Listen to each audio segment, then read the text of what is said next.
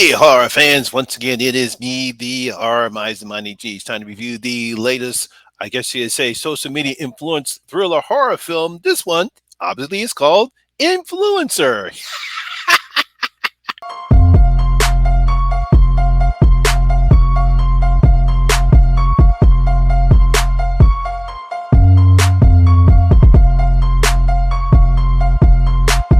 Don't fuck with them hoes. Now, Influencer is a 2022 American thriller film. It was directed by Curtis David Harbour.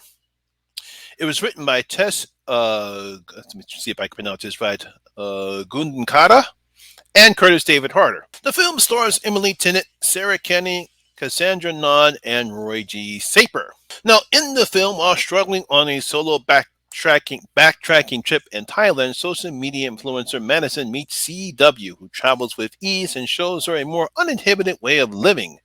But CW's interest in her takes a darker turn. Oh no, people never learn. When it comes to horror films, filmmakers always try to come up with new ways to create a victim.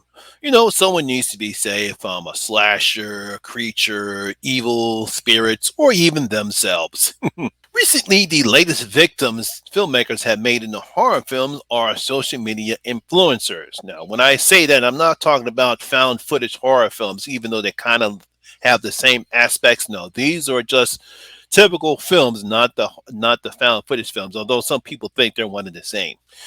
Whether the influencers are visiting a haunted house, performing a seance, or doing some insane stunt, it's always leads to something terrible happening to the influencer and or their friends around them. Now, such films are the 2018 film Cam, the 2020 film Spree, and later on this year, we have Talk to Me.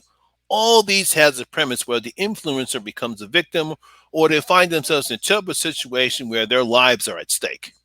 No, that's what we have here with Canadian filmmaker Curtis David Harder's latest entry into this subgenre, simply called Influencer.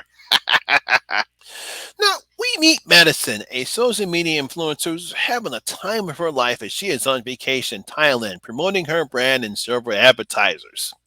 Now, while she may look happy and seem at ease, Madison is sad and lonely, as she is upset that her boyfriend Ryan bailed out on coming along with her. They were supposed to do this together, but for some reason he said, "No, I ain't coming." Now, after meeting an attractive woman named CW, she starts having a good time and enjoying herself as CW starts showing around some of the nice places in and around Thailand. Now, as the movie continues, we learn that someone has dark intentions and put the lives of those around them in danger. Now, I really can't say what that event takes place because it'll give away, it kind of is the focal point of the film. It happens within around 20-25 minutes of the film. Those who have seen the film know what I'm talking about, but like I said, I don't want to spoil too much. I really can't mention that part of the film, but it is one of the reasons why I did enjoy this film. Now, one of the things I liked about this film is how Curtis shows how beautiful and lovely Thailand is, as he is his cinematographer, David Skirman, take advantage of shooting in and around Thailand. It's a nice, lovely place.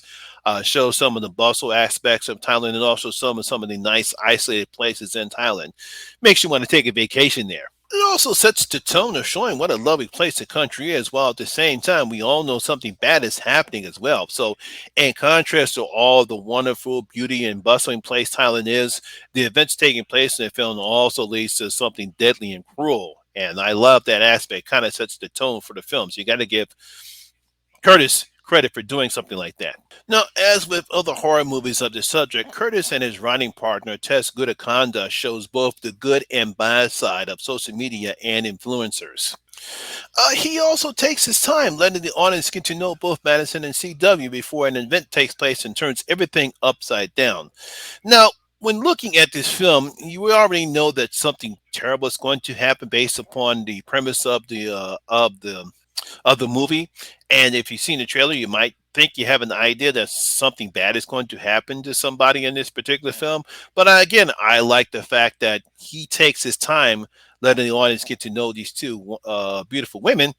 And the fact when the event does take place is like, holy shit, damn, I didn't see that coming.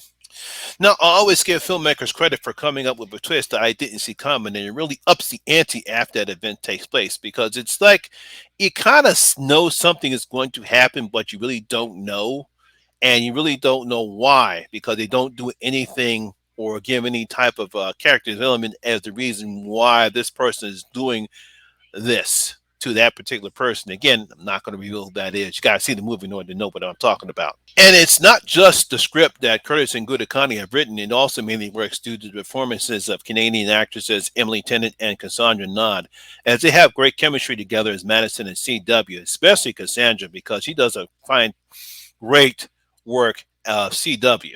Now, if there's one problem I do have with this film is the pacing, as I believe that the film was about 20 minutes too long, and that's mainly due to a scene involving Madison and her boyfriend Ryan, which I felt really didn't add anything to the film. I kind of understand why they put it in there, but to me, we really don't need to know that aspect of those two.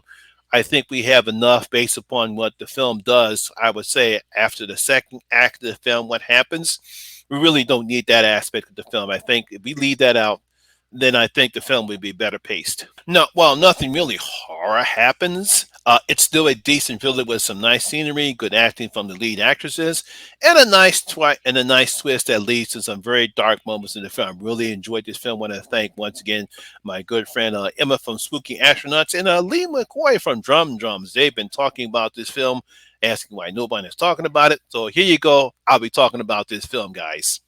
So I'm going to give Influencer 3 out of my 5 bloody gold coins. Yes, because I really did enjoy this film.